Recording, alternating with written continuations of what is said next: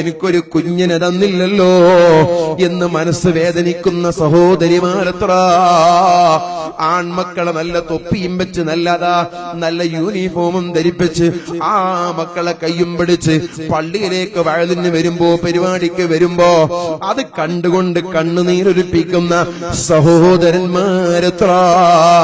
ഇതുപോലെ കൈപിടിക്കാൻ എനിക്കൊരു മകനെ തന്നില്ലല്ലോ.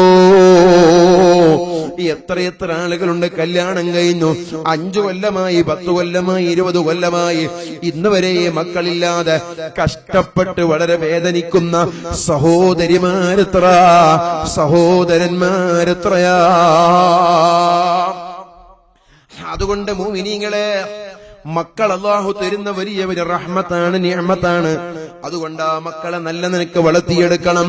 ആ മക്കളെ ഇസ്ലാമികപരമായി വളർന്നാൽ മാത്രമേ അതുകൊണ്ട് നമുക്ക് ഉപകാരം ഉണ്ടാവുകയുള്ളൂ, ആ മക്കളെ കൊണ്ട് ഉപകാരം കിട്ടുകയുള്ളൂ.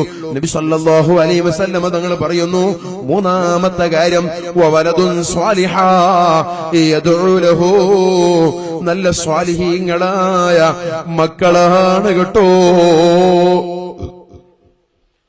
ദുർജനങ്ങളായ മക്കളായി പോയാൽ,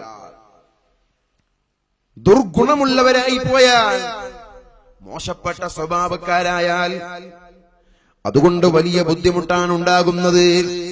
അതുകൊണ്ട് ഞാൻ ആ വിഷയത്തിലേക്ക് ഇപ്പൊ കൂടുതൽ പ്രവേശിക്കുന്നില്ല സഹോദരന്മാരെ. ഞാൻ പറഞ്ഞു വന്നത്, മരിച്ചു കഴിഞ്ഞാൽ നമുക്ക് ലഭിക്കുന്ന ഏറ്റവും വലിയ ഉപകാരമുള്ള വസ്തുവാണ് ഇൽമ് എന്നുള്ളത്. ആ ഇൽമിന് വേണ്ടിയാണ്